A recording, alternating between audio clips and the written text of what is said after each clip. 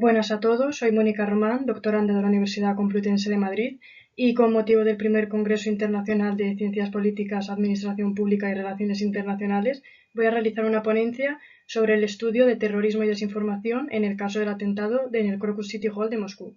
Este estudio ha sido realizado junto a mi compañera Paula Núñez Guerra, que también es doctoranda de la Complutense y además es experta en terrorismo. Este es un índice de lo que vamos a presentar. En primer lugar, una breve introducción metodológica del estudio, el cual lo que busca es responder a la pregunta de cómo actuó la desinformación en la narrativa rusa respecto al atentado del Crocus City Hall de Moscú. Los objetivos a alcanzar son básicamente tres. Primero, exponer las narrativas difundidas por el Kremlin sobre el atentado. Después, examinar si la estrategia rusa responde a una estrategia de desinformación. Y, por último, identificar los principales fines políticos de la Federación Rusa detrás de esta estrategia.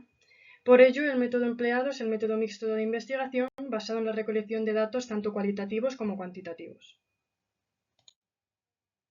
A la hora de introducirnos al estudio, cabe destacar que este se centra en el concepto de desinformación.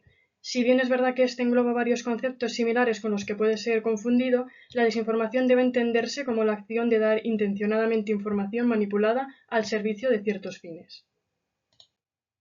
De la misma forma, antes de adentrarnos al análisis del atentado en sí, es importante contextualizar sobre el papel del yihadismo en Rusia y también el papel del ISIS-K. En primer lugar, las causas que hacen que el terrorismo islamista sea una amenaza persistente en Rusia son principalmente cuatro. En primer lugar, los efectos de la invasión soviética de Afganistán, también la represión a las comunidades musulmanas y también que tanto Rusia como su presidente son objetivo claro dentro de la propaganda del Daesh. A ello hay que añadirle el hecho de que existe un nuevo resurgimiento aprovechando la debilidad rusa en términos de seguridad como consecuencia del conflicto en Ucrania. Por otro lado, el ISIS-K es un grupo terrorista creado como filial del Daesh en 2015 y su principal rivalidad es con los talibanes, lo que explica que Afganistán haya sido el principal objetivo de sus ataques desde el 2021, como puede verse en el mapa de la presente diapositiva. Sin embargo, Afganistán no es el único objetivo de sus ataques. El 22 de marzo, el grupo perpetró el peor ataque terrorista en Rusia desde el asedio a la escuela de Beslan de hace 20 años. Un grupo de hombres armados irrumpió en el Crocus City Hall de Moscú, acabando con la vida de 400 personas e hiriendo a otros centenares. En el momento en el que ocurrió el atentado, surgieron de forma inmediata una serie de narrativas respecto a la autoría del mismo.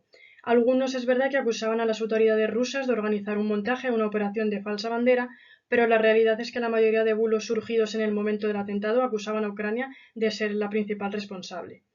Entre los bulos más virales pueden señalarse la manipulación de un documento de identidad para hacer creer que uno de los terroristas era un combatiente ucraniano. Por otro lado, también la localización de una furgoneta con matrícula supuestamente ucraniana en el recinto, que resultó ser bielorrusa, o también la creación de vídeos deepfake de autoridades ucranianas reconociendo la autoría del atentado. Respecto a esto último, cabe señalar que algún deepfake, como el del secretario del Consejo de Seguridad y Defensa de Ucrania, llegó a ser emitido incluso en la televisión pública rusa a pesar de su nula veracidad. Un día después del atentado, Vladimir Putin señaló en su discurso que los terroristas trataban de huir a Ucrania, donde el gobierno les tenía preparada una ventana de huida. Sin embargo, el mismo día el ISIS-K publicó pruebas videográficas respecto a su autoría en el principal órgano de propaganda del Estado Islámico. De esa manera, no sería hasta 2 días después cuando Putin, bajo presión, tuvo que reconocer la autoría material del grupo terrorista. Pero a pesar de ello, desde el día siguiente el Kremlin siguió acusando a Ucrania de estar vinculada con el atentado. Por ejemplo, cuando fue preguntado por quién era el responsable del ataque, Nikolai Patrushev, quien era entonces secretario del Consejo de Seguridad de la Federación Rusa, respondió contundentemente que fue Ucrania. De manera similar, Alexander Bornikov, director del Servicio Federal de Seguridad de Rusia, dijo que el atentado fue preparado por islamistas radicales, pero con la ayuda de los servicios occidentales y existiendo una conexión directa de Ucrania con ello.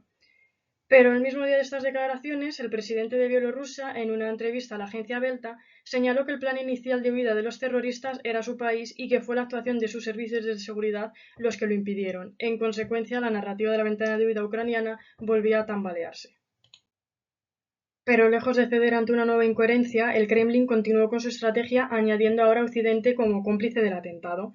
Las declaraciones más evidentes son las de Nikolai Patrushev en la 19ª reunión de seguridad de la Organización de Cooperación de Shanghái, donde dijo que se estaba tratando de imponer que el atentado fue cometido por partidarios de la ideología islamista radical y no por Ucrania, pero que lo más importante era conocer quién había sido el autor intelectual. De esa manera también señalaba a Estados Unidos como un sospechoso de financiar el terrorismo. En este contexto, el Comité de Investigación de la Federación Rusa llevó a cabo una investigación con la cual se acabó abriendo una causa penal a los países de la OTAN por financiación del terrorismo. En el informe se señalaba directamente a la empresa ucraniana Burisma Holdings, que está estrechamente relacionada con el hijo del actual presidente de Estados Unidos, Joe Biden. En este sentido, es importante señalar esto, ya que teniendo en cuenta el periodo electoral del país norteamericano, este es un paso evidente dentro de una estrategia de desinformación. Lo que sí es cierto es que a pesar de esta sucesión de narrativas del Kremlin, la realidad es que Rusia llevó a cabo una paralela estrategia de represión contra los migrantes procedentes de Asia Central como medida de seguridad tras el atentado. Como demuestran los resultados de las encuestas del Centro Independiente Ruso Levada, la estrategia rusa ha tenido un importante éxito sobre su población. Ante la pregunta respecto a quién estaba detrás del atentado terrorista, la mayoría de respuestas señalaban a los servicios ucranianos y occidentales.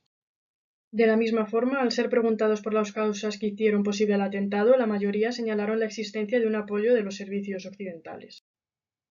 Antes de determinar si esa estrategia ha sido una estrategia de desinformación rusa, es importante definir esta última.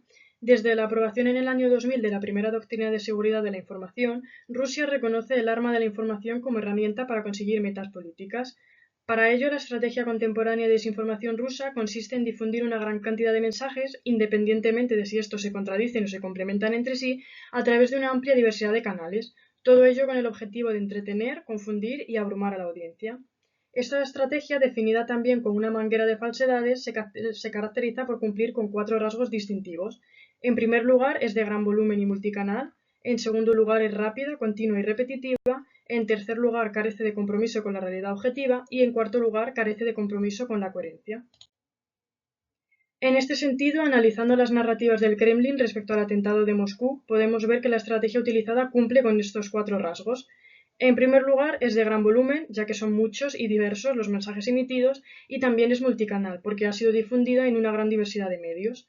Por otro lado, ha sido rápida, continua y repetitiva, como demuestran, por ejemplo, los iniciales bulos difundidos inmediatamente tras el atentado acusando a Ucrania, con el objetivo así de causar la primera impresión e instalarse en la audiencia. De la misma forma, incoherencias como las pruebas publicadas por el ISIS-K o las declaraciones de Lukashenko en su momento demuestran una falta de compromiso tanto con la realidad objetiva como con la coherencia.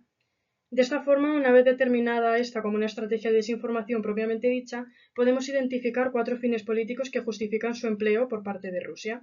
Primero, deslegitimar a Ucrania en su guerra de agresión.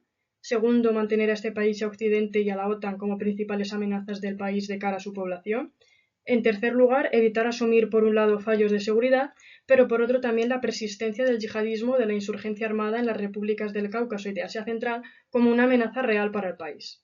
Por último, al centrar su estrategia de desinformación en Ucrania y en Occidente como responsables del atentado, Moscú trata de desviar también el foco de su estrategia de represión hacia los migrantes de estas regiones. Esta podría afectar seriamente a Rusia en su búsqueda de nuevos aliados en el escenario internacional en un momento en el que no puede permitírselo. Y con todo ello acaba la presentación de nuestra ponencia. Cualquier pregunta es bienvenida. Muchas gracias.